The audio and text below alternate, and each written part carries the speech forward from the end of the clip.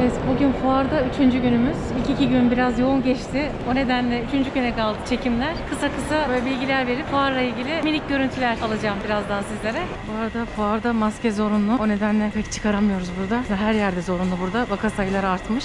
Akşama kadar pek çok insanla da görüştüğümüz için bir çekince oluşuyor ister istemez. Biz 2. holdeyiz. 9'dan 2'ye doğru. Burası food court. Acıkanlar için. Ama işin açıkçası sağ olsun Orta Anadolu İhracatçılar Birliği her gün öğlen bize ekmek arası, sandviç vesaire getiriyor. Burada yemek zorunda kalmıyoruz. Zorunda kalsak da herhalde meyveyle geçiştirirdik. Pek bize uygun tatlar değil. Sokak yemeklerinin bir tık iyisi diyelim. Bir şey itiraf etmeliyim. Çin'de çok daha fazla yiyecek şey buluyordum. En azından batılı restoranlar fazlaydı orada. Burada çok seçenek yok. Bu arada Taipei Anuga fuarı Tayland'da düzenleniyor ve Asya'nın en büyük fuarlarından, en önemli fuarlarından bir tanesi. Burada Vietnam'dan, Singapur'dan, Avustralya'dan, Yeni Zelanda'dan pek çok kişiyle görüşme fırsatımız oluyor. Ürünlerimizi tanıtma fırsatımız oluyor. Hatta pek çok ülkeye inşallah girmediğimiz ülkelere de girme şansımız olacak bu fuarda. Singapur gibi. Yeni Zelanda'ya zaten ihracatımız vardı. Avustralya eklenecek buna. Japonya'ya vardı. Yeni müşteriler bu fuarla birlikte gelecek. İhracatın önünü açmak gerekiyor. 2. olaya yaklaştık.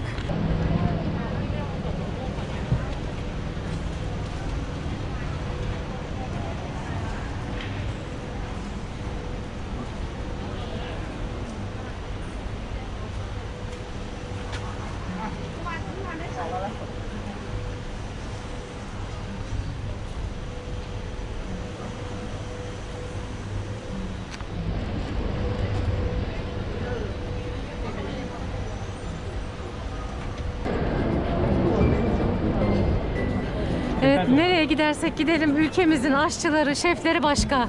Evet. Tatlarımız başka. Hoş geldiniz. Nerelisiniz? Ben Adanalıyım. Adanalı. Siz? Ankara. Ankaralısınız. Biz de Ankara'dan geliyoruz. Muğla, Dalaman. Çok memnun oldum. Teşekkür ederiz. Ben teşekkür ederim. Her şey için. Görüşürüz. Kolay gelsin.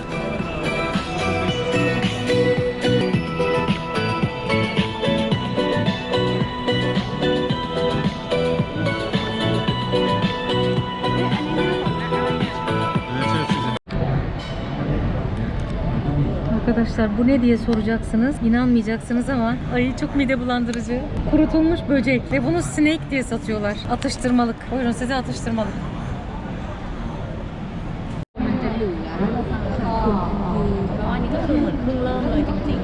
Evet, bu ne diye soracaksınız. Yeşil fasulye. Yeşil fasulyenin suyu da içmek isteyene. Burada arkadaş uyumuş. Bunun fotoğrafını çekip patronuna göndermek lazım aslında. Bayağı uyuyor. Keçiden kalma. Bir bakanlık yetkilisiymiş. Bakanlık yetkilisi konuşuyor ama ne diyor anlamıyoruz.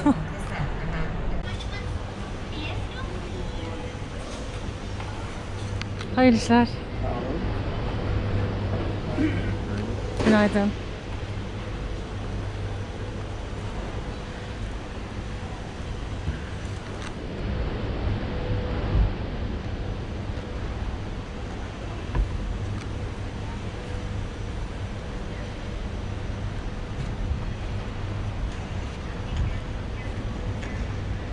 Evet. Standımıza geldik.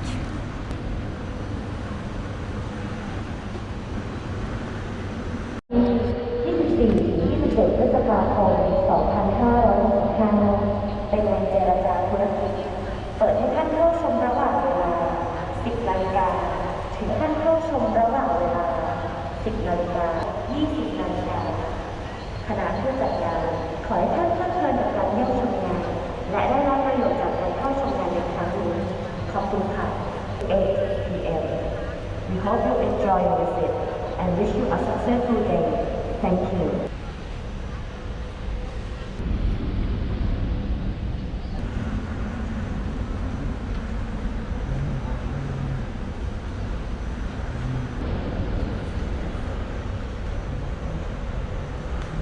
Evet, biraz Bangkok'la ilgili böyle küçük bilgiler vermek istiyorum. Buraya yaklaşık 11 saatlik uçuş sonunda geldik. Ankara'dan İstanbul'a, İstanbul Havalimanı'ndan Bangkok Havalimanı'na ve burada inanılmaz nemli ve sıcak bir hava var. Yani yılın 12 ayı burada kış diye bir şey yok ama Kasım ve Nisan arası dönemde gelmenizi tavsiye ederim. Çünkü diğer zamanlarda muson yağmurları var ve biz o yağmurlara aslında yakalandık birkaç kere. Çok ıslandık. Yanımızda şemsiye de yoktu. Hazırlıksız yakalandık yani. Sıcak, nem ve yağmur olunca biraz bunaltıcı bunaltıcı olabiliyor. Eğer buradan Phuket adasına ya da Pattaya geçerseniz müthiş, çok güzel. Deniz çok güzel diyorlar. Fakat biz iş için geldiğimiz için böyle bir imkanımız yok. Bangkok'tan tekrar Vietnam'a, Vietnam'dan da İstanbul'a dönüş gibi görünüyor program. Bu arada Bangkok monarşiyle yönetiliyor. Yani kral sembolik olarak ülkenin lideri ve Tayland krallığı dünyanın aslında en zengin krallığıymış. Öyle söyleniyor. Tayland kralı da dünyanın en zengini olarak halkına sosyal güvence bile sağlamıyor diyebilirim. Burada ciddi anlamda bir fakirlik var ve belli caddelerde bile, yani ara sokakları hiç saymıyorum, belli önemli caddelerde hiç bu kadar dilencinin olduğu bir ülke, pek çok dünyada ülke gezdim ama bu kadarını beklemiyordum. İnanılmaz fazla ve gerçekten çok kötü bir yaşantı ve sokaklarda yaşayan insan sayısı da çok fazla burada. Bunları gelmeden önce okudum ama burada da pekiştirmiş oldum bazı bilgileri size vermek amacıyla. %70'i kadın, %15 ladyboy dedikleri travestilerden oluşuyor. Hatta bir söylenti var. Söylenti de değil aslında, bu bir gerçek. Tayland'ın en güzel kadınları erkekleri diye, o %15'lik kısım. İlginç bir ülke. Çünkü inanın erkekten dönme olduklarını anlayamıyorsunuz. Yani o kadar kadın gibi görünüyorlar.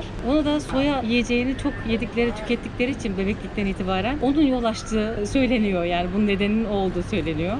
Buranın bundan önceki kralı Bhumibol, yani Veliaht Prens şu an kral oldu. Ancak ondan önceki babası adı Bhumibol ve 1946 yılında, yani 18 yaşında tahta çıkmış. Halk tarafından çok sevilmiş ve çok da güzel işler yapmış aslında ülkenin istikrarı için. Krallarına hiçbir şey söyletmiyorlar. Yani fakirlik içinde yaşıyorlar. Kral aşırı zengin. Dünyanın pek çok yerinde toprak almış. Kısaca krallığa böyle değinmek istedim. Turistlerin, yani bizlerin krala hakaret etmesi bile yasak ya da yorum yapması aslında. Tayland'ın %70'i kadın demiştim. %15'i ladyboy dedikleri işte o travestilerden oluşuyor demiştim. Ama ülkede genel olarak hiç olay görmedim. Suç oranı diyelim. Genel olarak güvenli, sıkıntı yaşayacağınızı düşünmüyorum geldiğinizde. Çok misafirperverler, çok güler yüzlüler. Otellerde olsun, dışarıda bir şey rica ettiğinizde ya da bir adresi bulamadığınızda dilinizi bilmeseler bile yola düşüp size gideceğiniz yere kadar neredeyse eşlik etmek için çaba sarf ediyor insanlar. Bu arada Tayca konuşuluyor burada. Çok melodik bir dil. Kahvem geldi. Evet, şimdi arka tarafta İtalyanların yeri var. Yani İtalyanlar, işte Vietnamlılar, öyle gidiyor, İspanyollar. Kahve sevdiğimizi sohbet esnasında söylemiştik. Her sabah kahvemizi gönderiyorlar. Burada böyle dostluklar da geliştirdik. Neyse, bunu sonra içeyim. Selamlamaları bile böyle şarkı gibi. Değişik bir dil. Böyle kelimelerin sonu biraz uzuyor. Hatta böyle bazen bizim ekiple konuşurken isimlerimizi sonunu uzatarak söylüyoruz. Böyle bir espri oldu. Gülüyoruz falan aramızda. Taylandlılar genel olarak fark ettiğimde lükse çok önem veren insanlar değiller. Yani dış görüntüye çok önem vermiyorlar ve işlevsellik konusunda inanılmaz iyiler. Çok nemli ve sıcak bir şehir olduğu için burada rutubet, boyadan dolayı badanalar hep eski. Yani aslında bina yeni ama 2-3 sene içinde inanılmaz eski görünüyor. Ve binaların dış cephelerine o yüzden çok özen göstermiyorlar. Çünkü yetişemiyorlar boyaya, badanaya. Sahilde bir iç mimarla burada sohbet ettik. O söyledi. Ben neden böyle binalarınız falan dedim. Binaların genel olarak çok eski binalar da var. Çok yeni de. Yani yeni ile eski bir arada. Biraz görüntü kirliliği var burada işin açıkçası. Çünkü çok fakir mahalleler gördüm. Girmedik ama dışından geçtik. İnanılmaz böyle pis bir koku. Güzel olan bir şey, çok yağmur yağıyor. Mesela mazgalların tıkanması lazım bu mantıkla. Hiç tıkanmıyor. Her şey yerli yerinde. Hiç yani yolları sel götürmüyor. O güzel bir şey. Ve burada elektrik hiç kesilmiyor. Mesela internet son derece hızlı. O iyi bir şey. Hızlı çalışıyor. Ve bazen sokaklarda ve kapalı ortamlarda, çok lüks AVM'leri saymıyorum, İnanılmaz değişik pis bir koku var. Yani o burnumdan bir türlü gitmiyor. O yüzden Allah'tan çok parfümle geldim buraya. Beni uyardılar. Yanımda sürekli parfüm taşıyorum. Bazen çok mide bulandırıcı olabiliyor. Özellikle arka sokaklar dediğim gibi ve buradaki Çin mahallesi. Ben New York'ta da gittim. Çin mahallesi vardı ya da San Francisco'da da var ama kesinlikle böyle değil. Burada çok pis, çok kötü koku. Şöyle söyleyeyim, sokakta en son fare bile gördüm. O kadar. Kısaca ilgilenenler için buradaki aslında tarımdan da bahsetmek istiyorum sizleri sıkmadan. Çünkü burası Asya'nın resmen meyve bahçesi diyorlar Tayland'a. Ve tarım burada çok iyi. Toprağı gerçekten çok zengin. Bunu birebir gördüm. O yüzden geldiğinizde bol meyve yiyin. Özellikle ananasın en lezzetli olduğu ülke kesinlikle burası. Sokaklarda satılan ananas, Hindistan cevizi, mango, papaya gibi böyle tropik meyvelerden yiyin. Hatta bu meyvelerin serinletici böyle frozenlarını hazırlıyorlar. Onlar dehşet güzel. Biraz kiloyla döneceğiz gibi görünüyor. İnşallah almamışımdır. Biz bir de o kadar çok sevdik ki yani dönerken manavdan meyve falan mı götürsek diyoruz Türkiye'ye. Avokado cenneti aynı zamanda. Ben en son Küba'da yemiştim avokado ama buranın avokadosunun tadı gerçekten bir başka. Bu arada bu söylediğim meyveleri uçakta kabin bagajında getirmeniz mümkün. Hiçbir şey söylemiyorlar. Yani bir sıkıntı çıkmıyor ve uçağa meyve alabiliyorsunuz. Bir de tapınaklarla ilgili aslında konuşmak istiyorum. Burada Golden Temple'a gittik. Golden Temple yani altın tapınak gerçekten çok güzel. Bir de Grand Palace. Bunların hepsini zaten inşallah YouTube videosunda izliyor olacaksınız. Oradan çekimlerim oldu. Belli başlı birkaç yerine gittim diyebilirim. Tapınaklarda müthiş bir işçilik var. Orada da bahsettim. Filler kutsal hayvanlar olarak görülüyor. Her yerde figürleri var. Tay insanları güler yüzlü demiştim. Fakat Tayland'da dilencilik var dedim ancak hırsızlığa rastlamadığımı söylemiştim. Komik olan bir şey, kamu kuruluşlarının önünde, daha doğrusu biz o bir caddeden geçiyorduk. Onların bir bankası, şu an ismini hatırlayamayacağım. Bankanın önünde bir sıra bekleme sistemi var ama sıra bekleme sistemi inanılmaz komik. Orada çekim yaptırmadılar. Polis vardı. Polisi çekmek yasak burada. Hemen no no no falan diyorlar. Sıraya terliklerini koymuş herkes beklememek için sıcakta ve kenara gölge bir yerlere çekilmiş. Sırada herkesin terlikleri var ve sıra geldiği zaman terliğinin başına gidiyor. Terliğini giyiyor ve bankaya giriyor. Bir an için Ankara'da veya İstanbul'da, yani büyük şehirlerde veya Türkiye'de bu nasıl olur diye düşündüm. Bayağı komiğime gitti. Hayal etmek bile zor. Çünkü o görüntüyü görmeniz lazım. Yani herkesin terliği arka arkaya. Sıra gelince koşuyor, terliğini giyiyor ve içeri giriyor bankaya. Tay insanları güneşte yanmayı hiç sevmiyorlar. Yani böyle bizim gibi işte güneşe gidelim, denize gidelim, güneşte yanalım falan, böyle bronzlaşalım gibi bir hevesleri hiç yok. Hatta burada o sıcak havalarda bile bazen uzun kollu kıyafet giyen bayanlar gördüm yanmamak için. Sürekli bir güneş kremi kullanımı mevcut ve beyazlaştırıcı. Yani burada eğer böyle cildiniz beyaz gibi görünsün istiyorsanız pek çok kozmetik ürün satılıyor. Bir sürü marka var. Özellikle Güney Kore markaları çok iyi söyleyebilirim. Gözaltı morlukları için bayanları ilgilendiriyor bunlar ve böyle biraz daha yüzüm daha böyle canlı, daha beyaz görünsün diyorsanız burada söylediğiniz anda o ürünlerden almanız mümkün. 7/24 yaşayan bir şehir Bangkok. Bunu söyleyebilirim. Her an hayat var burada. Aslında ucuz bir şehir ama dolar bu kadar fırlayıp bizim paramız ya da pek çok para değer kaybetmeden önce daha da ucuzmuş, öyle söylüyorlar. Çünkü benim bu ilk gelişim Tayland'a. Sürekli yani hesap kitap yapmanıza gerek kalmıyor. Yine de paramız değerli. Burada tuk tuk denilen motorlu taşıtlar olduğunu daha önce söylemiştim ve çekimlerimde de zaten mevcut. Fakat her yerde, özellikle taksiye binerken taksimetreyi açtırmanız, taksiyi uyarmanız gerekiyor. Yoksa gerçekten çok ciddi astronomik fiyatlar söylüyorlar çok yakın mesafelere. Bu problemi Çin'de de yaşamıştık. Burada da çok fazla yaşıyoruz. Hem tuk tuk denen araçlarda, motorlu taşıtlarda hem taksilerde Grab dedikleri bir yöntem var. Yani bunu yüklüyorsunuz telefonunuza ve Asya'da yaygın olarak Uber tarzı seyahat etmenin en güvenli yöntemi. 3 kere Grab çağırdık ve çok rahat ettik. Gerçekten ne kadara götürmesi gerekiyorsa o kadar bizden ücret alıyor. Bunu özellikle dipnot olarak belirtmek isterim. Burada dikkatimi çeken elektronik sigara problem olabiliyor. Ben sigara kullanmıyorum ancak elektronik sigara içiyorsanız burada muhakkak gelip bir iki yerde rastladım. Polis kontrol ediyor elektronik sigaranızı. Gereksiz böyle bazı işlemlere maruz kalıyorsunuz. Alıyor, birkaç bir işlemden geçiriyor. Çünkü elektronik sigaranın içine esrar koyup kullanım çok yaygınmış. Bunu engellemek amacıyla elektronik sigara içen turist de olsanız polis durdurup bakabiliyor.